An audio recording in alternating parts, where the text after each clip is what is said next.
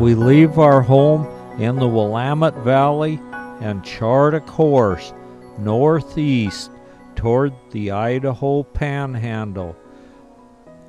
Our first exciting thing is we go through the Columbia River Gorge, a beauty of a spot with a brisk breeze blowing. We move right on up I-84 up the Columbia River Gorge. Then the next site we see is the historic fishing village of Shalilo. They even have a longhouse for their ceremonies at this Indian fishing village. This has been here since the beginning of time, but the government and the Indians have built some new houses. Next, we enter the wheat fields of northeast Oregon. The gentle rolling wheat fields of northeast Oregon give way to the very steep wheat fields of southeast Washington around Walla Walla and Dayton. These hillsides are very fertile, and so they farm these very steep hillsides. They've even made some special combines that'll self-leveling for farming these very steep hillsides for wheat, and the wheat looks like it's almost ready to harvest. We keep moving even after dark. We're heading to a campground called Emerald Creek Campground. We get in about midnight. We meet my friend Sam. Sam and I have known each other a long time. We were park rangers together in the 1970s, both at the same park. We camp in Emerald Creek Campground, and the next morning we're up early and ready to go see if we can find some of the star garnets. We back out of our campsite, we all cram in our car and head for the Emerald Creek Garnet area. We park in their little parking lots, get out of the car, and start the hike for about 1/2 mile up to the Garnet area. But it's a very easy hike up a real good trail. You could even drive up if it weren't for the gate. When we get there, we pay $10 each to dig garnets, but we can dig all day long. Then we're handed a shovel and 2 buckets each. We fill these buckets about half full, or whatever you can carry easily, with this granite bearing. It's some sand, rocks, and other things, but in this is where the garnets are. So we take the 2 full buckets we've got down and run them through a screen and sift out all the sand and the dirt so we don't have so much. Then we put this stuff we've sifted into another bucket to carry it down and put it through the sluice box. The garnets are slightly harder than the rest of the material, or slightly heavier, and so we can find them quite easily once we wash them in the sluice box.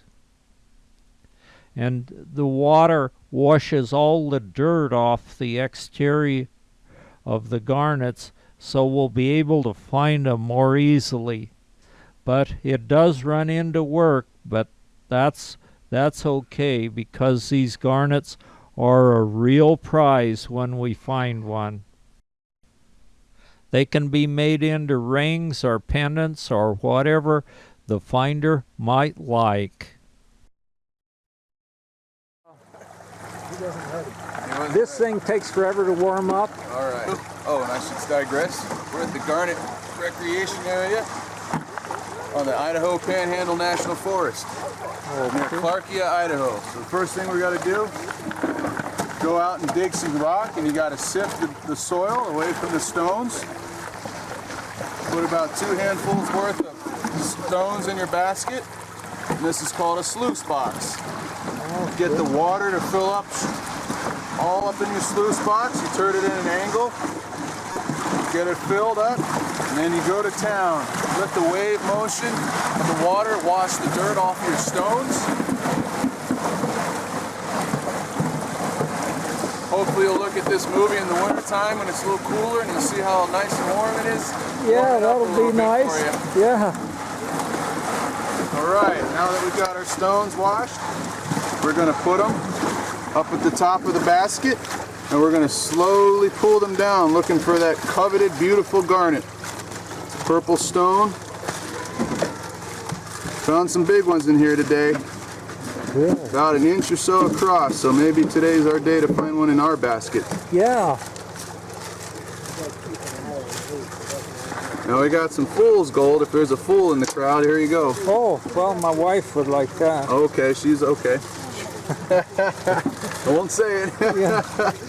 But that's okay. I liked fool's gold when I was a child, so I can't make too much fun. It's all in good favor, good in favor. Now I don't see anything yet, so what we have to do now is we got to re-rinse this. So let's go ahead and get some water in here.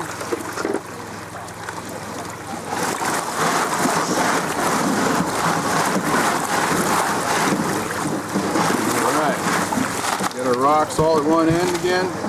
Tell you what, let's flip it this way so you can see. Nice piece of smoky quartz. Beautiful stone. Yeah. We have smoky quartz here. We have your regular white quartz, and we have rose quartz. There's a lot of rock hounds that come here to the Garnet area, and they like to, whoops, here's our first garnet. Look at that. Wow. Is that ever nice? See that? You don't want to give up. You got to rewash your sluice box at least 3 times total. Yeah. And then you always rinse them off to kind of get any of the excess dirt off. There you are, sir. Well, thank you. That'll make a nice ring. Oh, yeah, that'll be very nice. And you're slowly pulling them down. We don't want to take a risk in burying it. Here's a nice fool's gold there. Okay. And so we're looking for that beautiful purple-black color of a garnet.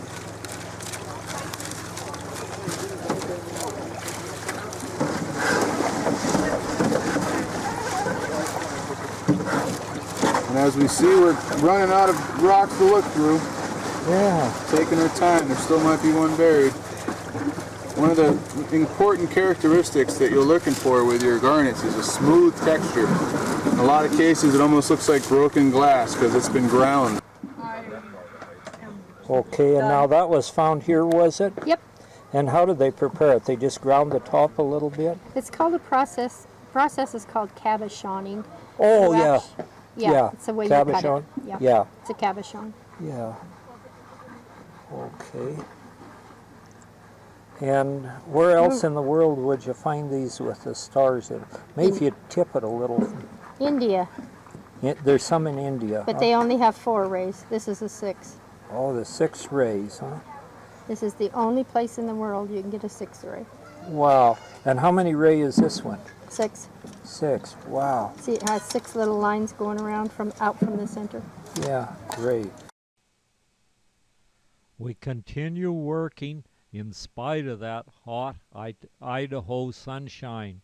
There are a few umbrellas if you'd like to get under the umbrella to sift your rocks through.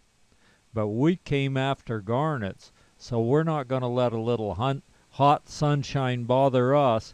We're going to get us some nice garnets.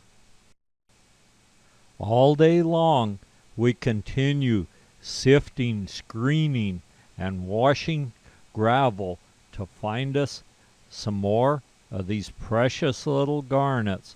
And they're really beauties when you do find them. So we're going to hang in there and try for more and more. Okay, how much did we get? 14.8 ounces. 14.8 ounces. Yep. Okay. Let's not mix them together again since you got them sorted. Okay, and come out at St. Regis? Yeah. Okay, that'd be fine. You've been through that Then way. we go 84. No, Yeah. I've never been clear through on the St. Joe. Yeah. Oh, yeah, we could take some side roads like Superior down to Alberton or Rivulet. After digging an entire day for garnets, Marge and I got about 14.8 ounces, and Sam got a nice bunch of them too. Now it's time to plot out where we're going to go next. We want to go find some sapphires, so we'll camp in the same spot again tonight, and then the next morning we'll get up early and head out. We decide to go to St. Mary's, Idaho, and then we will take the St. Joe River on up over the pass and come out at St. Regis, Montana. Sam sends a cloud of that good Idaho panhandle dust skyward as it billows up behind his trailer. The road is paved when we get near St. Mary's, Idaho. Then we'll take the St. Joe River, quite a large river, over into Montana. For a considerable distance, we wind up the quite large St. Joe River, crossing back and forth on bridges till we come to the summit. And when we get to the summit, it'll be Montana. And when we reach Montana, the road will turn from a paved road to a gravel road.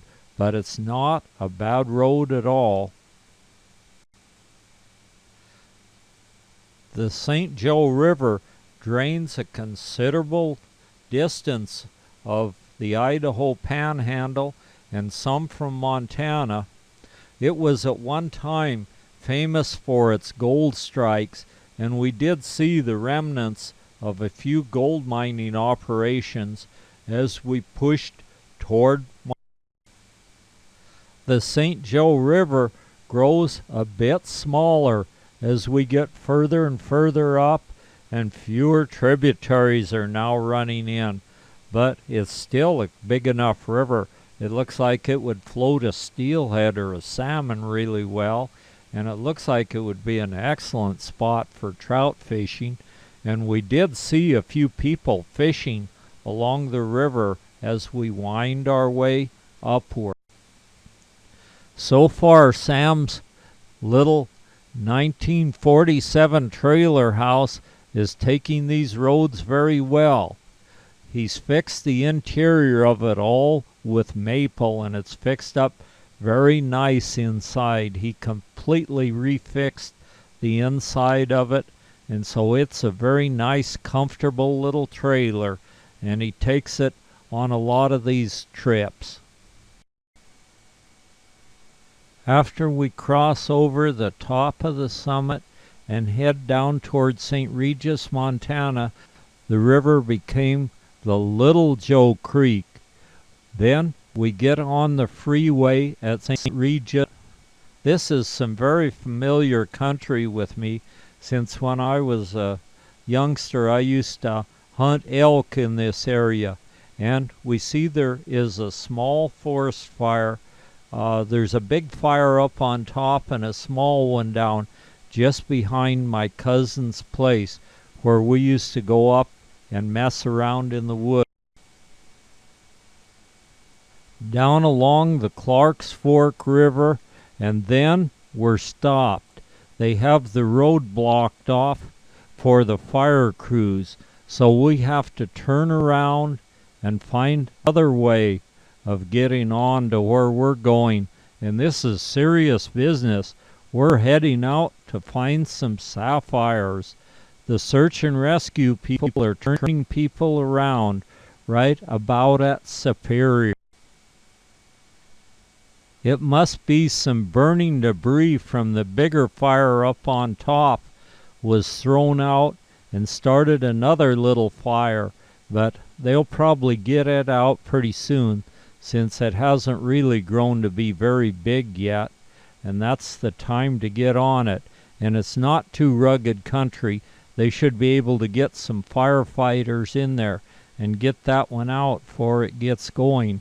Right above Superior, Montana, and it's right on the Clarks Fork River. We're turned around now, and we have to go back towards St. Regis to get back on the freeway to head out to see what kind of treasures we can find in Montana. I look up on the mountain right above Superior, and there I see the fire lookout, where my aunt manned that fire lookout till she was about 70 years old. The fire lookout still stands, and one time there was a fire, and they were bringing some big tankers in to put it out, and one of them crashed right in front of my aunt, and she had to call that one in. From there, we go on to Missoula and take a road called Rock Creek. We think it might be a shortcut to where we're going to dig the sapphires. And so we'll eat a little more of that good Montana dust as we head up Rock Creek.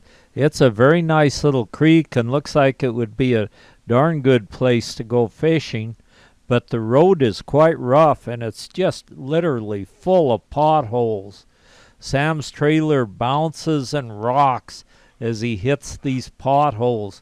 He's trying to go really slow, and we're only making about 8 miles an hour, so it's going to take us a while to get up to where we'll go after the sapphires. We see a few people fly fishing along the creek, and it looks like it would be a darn good creek. We even talked to some people there, and they said if you don't catch some fish in this creek, you're a pretty dumb fisherman.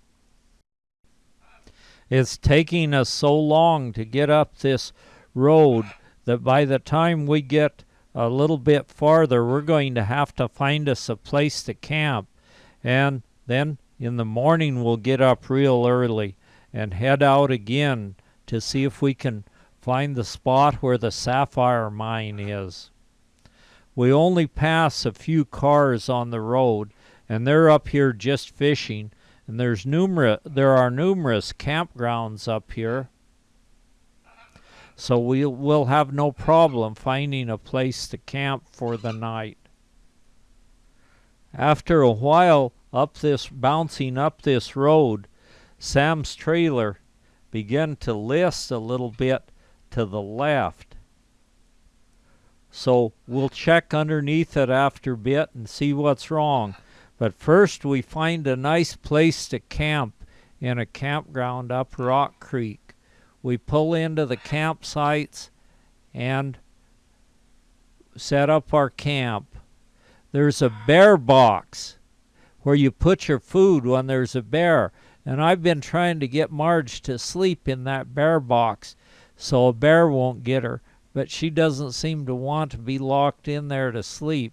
She figures maybe the bear might come to that box because he might think it's a good place to find him a lunch.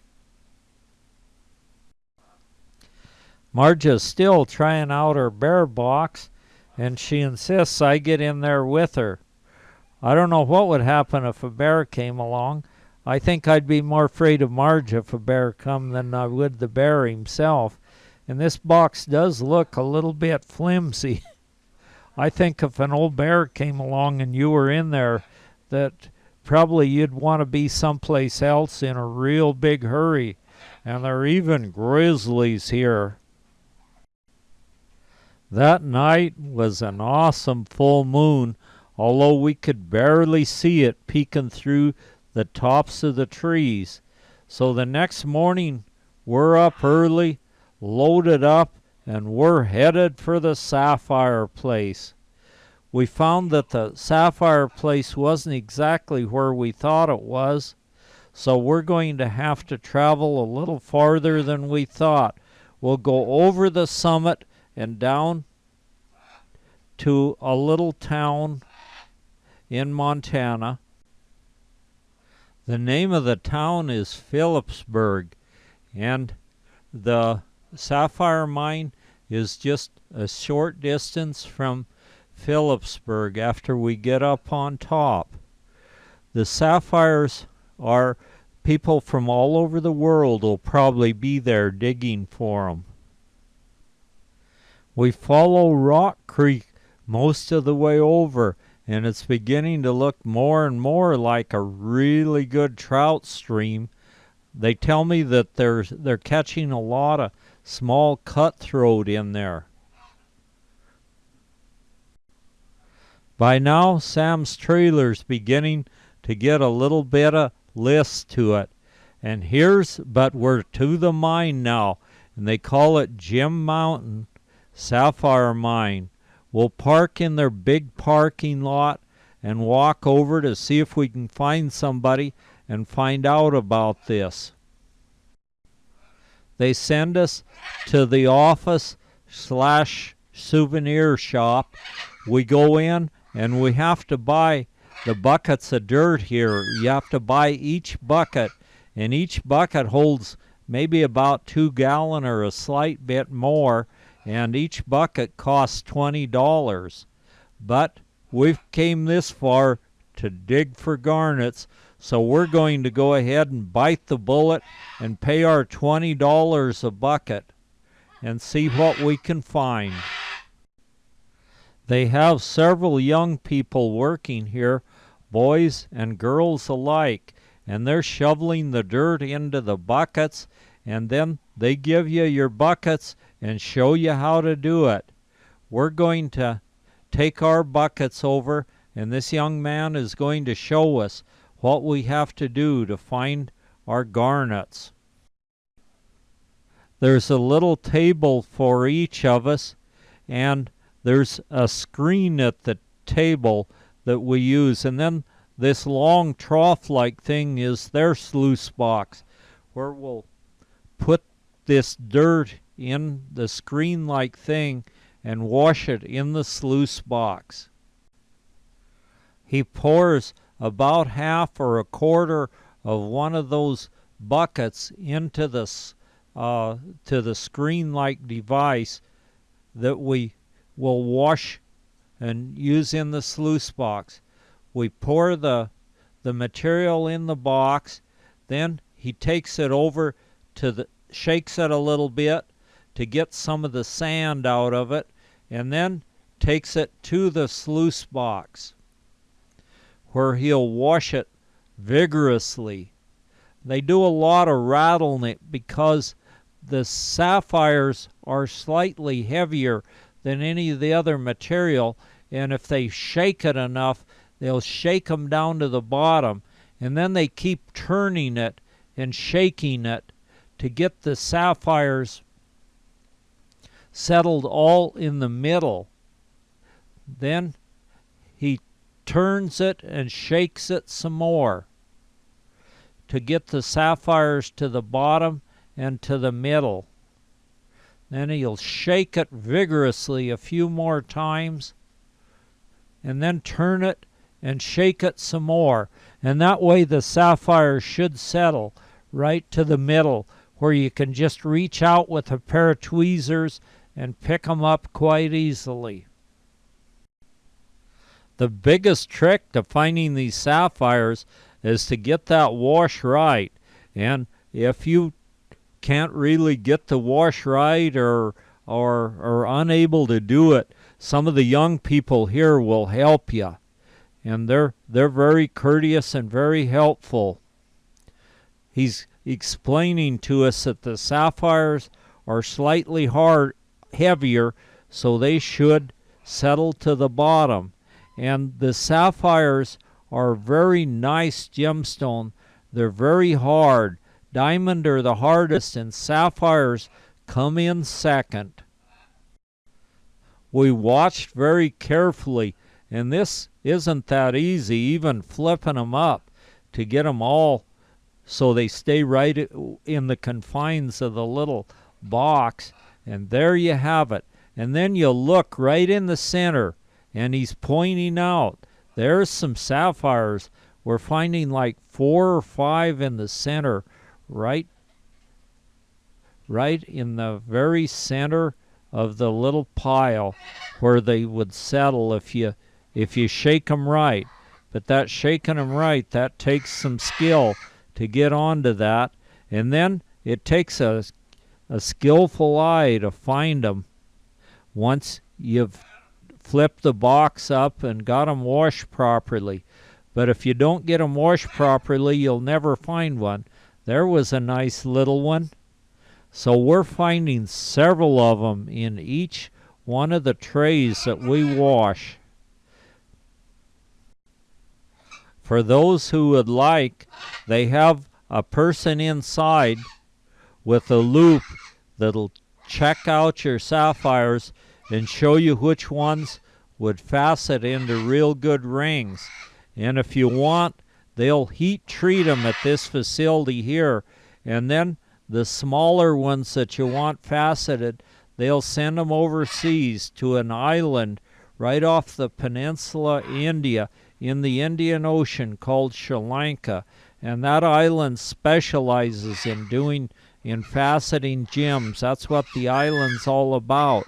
And they'll send them there for you if you would like. Or if you would like, you can take your own and get them faceted however you would like. So we didn't choose to have them do any of the faceting. We have overseas connections to get our faceting done, and that seems to be the best way. Send them overseas. It's just too expensive here. And on Sri Lanka, they do a really good job. I guess some people were sending their stuff farther east, and the nicer stones seem to stick to the fingers of the people that were doing them farther east. But in Sri Lanka, we've had no problem with that. Although if you find a really nice one that's worth a whole lot of money, they have a person right at the facility here that'll facet them. Then there's a girl helping us. We're not getting them washed real good, and so she's helping us with ours. Her name is Mercedes, and she's really shaking those. She looks like she's a real athlete, and she can really shake them and get those sapphires right in the center. I understand she lives real nearby, and she has some sheep, and she even shears her own sheep. So she's perfectly able to wash these sapphires really good, and she's bouncing them and washing them to settle the heavier sapphires right to the bottom. She's a senior in high school at Phillipsburg, and everyone here seemed to be taking their job very seriously, and there was no horsing around like you might see in young people in other places. But in Montana, a good job like this is hard to come by, so they can pick the cream of the crop, I guess. Phillipsburg is about 70 miles southwest of Missoula. And so this Gem Mountain thing is known worldwide. They've really got something neat going on there. And we'll dig out some more sapphires. We see them peeking their little heads out of this gravel all over the place. Sam caught on very rapidly to the washing the rocks in the sluice box, and he was doing a real good job and really found more than any of us did, just because he was washing them really good and violently. And that way he would settle them to the bottom, and usually in one of these trays he would find about 7 of them laying right. When he'd flip the tray upside down, they were laying right on the top of the pile. Sam not only got on to the washing them properly, but he got on to the flipping them really good too. And so he'd find his rocks right on the surface after he flipped it up, and they were easy to pick out. And so there was hardly any use going through the rest of the pile. It seemed like a lot of them just settled right to the bottom, and then when he flipped it over, they're right on top. So he's picking out 6 or 7 off each tray. And we have little film canisters we put them in. They're little slots cut in it, so you just poke them down. That way you don't spill them. I dropped one nice stone on the ground. I even washed some of the gravel it fell in and never did end up finding it. I knew a guy that faceted diamonds one time, and someone asked him, "What did you do when you drop a diamond?" And he said, "Not even look for it." He said, "I just learned to cuss." And there's one of the sapphire rings, all set in a nice setting, and they don't come cheap. It'd have to be a very special lady for that. It's time now we jack Sam's trailer up and see if we can fix his spring problem. Unfortunately, we find that it's a broken shackle, and so there's no fixing it. He's just going to have to limp on in home and weld it when he gets home. From the Sapphire place, we move on up across a pass.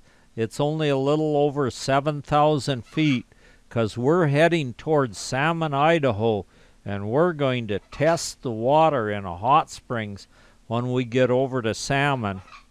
There's even a little waterfall on the pass we're going over, and when we come out on the other side, we come out near Darby and Hamilton, Montana. It's what I would consider a darn good road over, and it's a scenic, nice way to go, with the waterfalls and the creeks, and it even looks like if you had a fishing license, you could go fishing in some of these creeks and maybe catch some of those nice brook trout, or maybe some cutthroats. And there's some little wild flowers sticking their little blossoms up every place we look.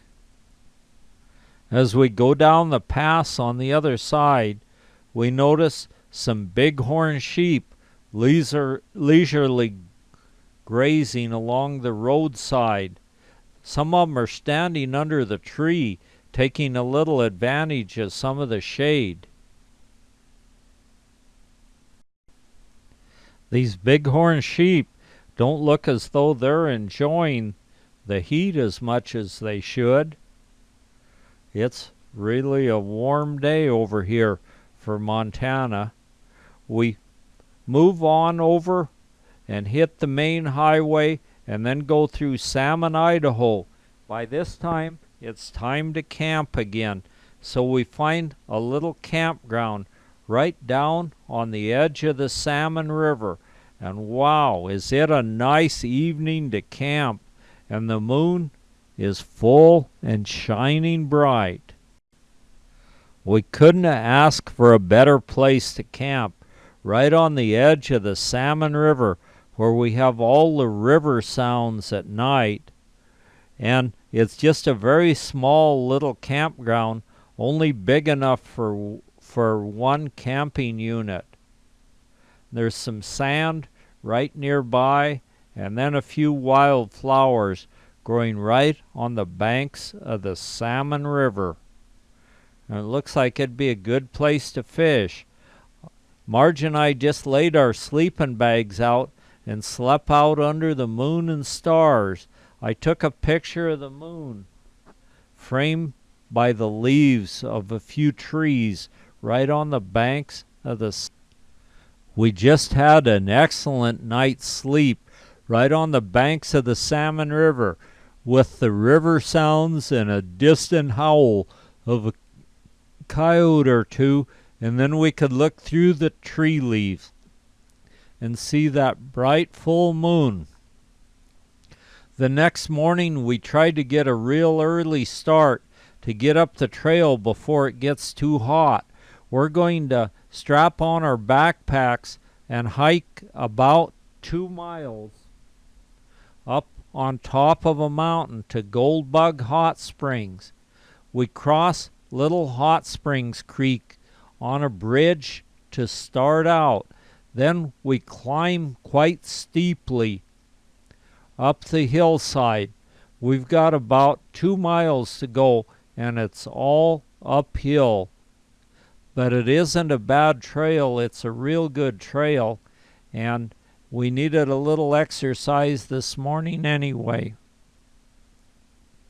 We go through a gate, and then it's just 1 foot in front of the other for about 2 miles. We push through some little meadows, and then we cross the creek numerous times. We tried to get a good early start, but by the time we got started up the trail, that sun's beating down on us pretty darn good. But it's not real hot yet. Fortunately, it's early enough in the day, even though the sun's beating down on us, we're not getting super hot. So we won't need to drink a bunch of water like if you were to hike up this spot of an afternoon. This is kind of low altitude, and that sun really gets hot here in this valley along the Salmon River, so you would have trouble packing enough water. There was some gold mining went on up here, and here's one of the old cabins that are along the trail where apparently they made it home while they were mining for gold. And it looks like some of the logs were cut with axes, but it looks like they might have had a saw to saw some of them, and then they split the logs for the window and door bucks. As we get farther up the trail, we see a few wild flowers are still left, and there's a bridge. Another bridge. This is a brand new bridge they've put in. It looks like it's a fiberglass one that they've put in. The gentle rolling hillsides, grass-covered hillsides where we started out have given way to huge rocks and steep terrain ahead of us just before we get to the hot springs. The little creek below us is roaring very violently and making a lot of racket as it crashes its way down and finds its way to the Salmon River and finally dumping into the Pacific Ocean. The trail's been carved out of around some big rocks, and then there are even some volunteers have made steps up where you can get up there quite easily. It's getting quite steep now just for the last few hundred yards of the trail. Marge always enjoys walking up this trail, if for nothing else, just the exercise. And after all, she just had her 70th birthday about 3 days before, so this is an excellent birthday present for her, to take her up where she can climb up this mountain. We get up and we're trying to figure out where to camp when we get up here. There's some big rocks we could camp under, but then we decide to go on across the last bridge across a creek and find a good place to camp over here. Some of these streams we see coming out are ice cold water, and other places it's warm, and then there are other places it's hot. We find a place to camp, and Sam's a little reluctant about this place. He doesn't just exactly like the looks of that snake skin that's right in his campsite, and it's coming out where there's a little steam vent. So apparently in cold weather that old snake went in that steam vent just to keep himself warm. And Sam's wondering if that snake's still around and if he'll be coming back. But he's long gone, and they're probably not that active right now, so I don't think there's anything to worry about. And it's probably the Great Basin gopher, and they aren't a poisonous snake anyway, although they're quite large, but they're a constrictor, so they'll wrap around whatever they're going to eat and squeeze the life out of it, and then squeeze it to where they can swallow it whole. I set up my camp, and Sam sets his camp up, and then when we get our camps all set up, we're getting ready to go down and test the water in that hot springs. We go down to the hot springs to test the water. The water crashing down here is hot. It comes right out of the ground there in a spring, and the steam from this hot springs makes it possible for all these pretty flowers to grow. The black-eyed Susans, there are several clusters of them just growing in the steam around the hot springs. We walk around and check out other little hot springs and cold springs. We go on down just a little bit below where we're camped, and here's a cave with hot water gushing out. And there's a waterfall right in the cave where it comes spilling into a nice pool. And this water isn't cold, it's kind of tepid in this inside the cave. The cave has all sorts of mosses and vegetation in it, and on the roof there are even a few small stalactites. They're hollow, so they're the real deal too. And then there's plenty of room to set around the edge of it, so that's kind of a nice spot in a hot day. The water isn't real hot in there because there's some cold water mixing with it from the creek. But this water seems to have a lot of mineral in it, and so there's a lot of stalactite activity and different other formations. The terrain around here is so steep and so rocky that their little waterfalls come tumbling down every place you look. And even around the edge of the outside of the cave, we see some really nice stalactites growing clear to the ground. I guess the stalactite grows down and meets the stalagmite, so it's solid. And this mineral-rich water that's coming out of the ground is making all sorts of deposits. And I think a stalactite normally grows real slow, but here I think there's enough mineral in the water that they grow quite rapidly. I go in the cave once more to check it out, and I see another cave down right under that one waterfall. But I didn't go in there because it was dark in there, and I forgot to bring a flashlight down. And you'd had to crawl in there under that crashing waterfall. But that cave may go back in there quite a ways. That'd be interesting to check that out sometime. But this cave, you can stand up and walk in it, and then you have the extra bonus of having hot water in it. You don't have to go far to find many waterfalls here. The water seems to separate right where this cave is, and there's a little waterfall on either side of the cave. Wherever the hot water seems to come pouring out of the ground, it's made little pipes and everything. The little round hole is a little pipe that's one time had a little hot springs come shooting out of it. And then we can see many more stalactite formation things here, and all sorts of different rock formations.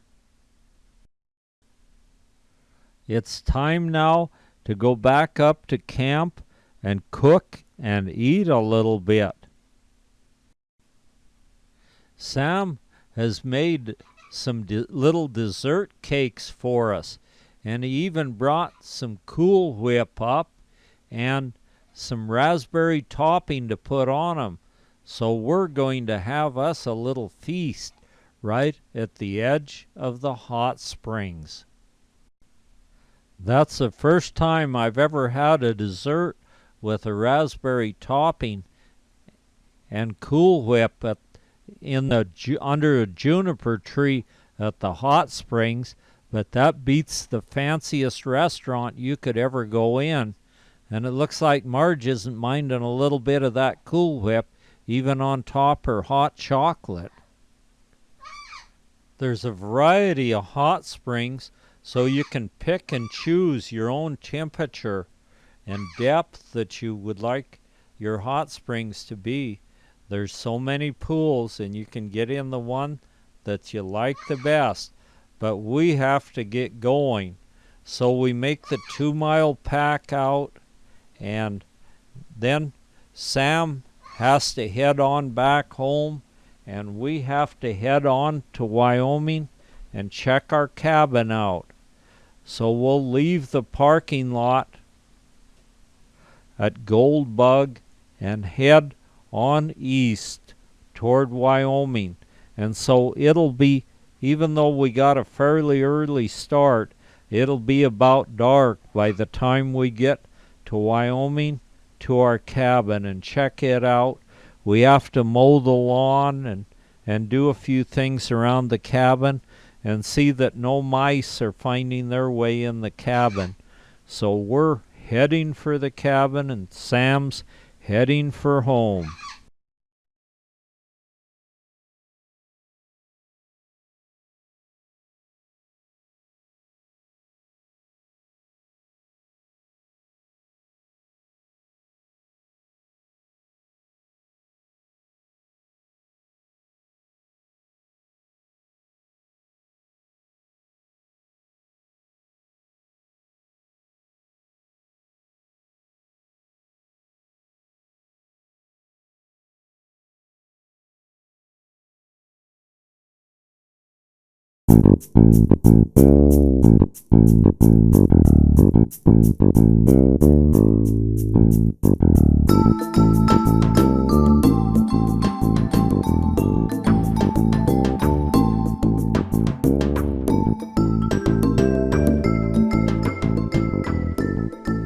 After we left the Salmon River Country and Goldbug Hot Springs, we decided to swing by Mackay, Idaho, and see the old ranch where my cousin Larry lived while he went to high school.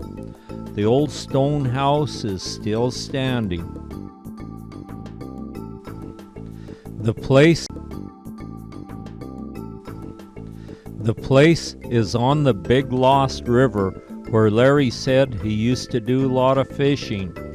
The old stone house still stands, but it looks like it's getting in quite poor repair, and it looks as if they've replaced it with a newer house down below.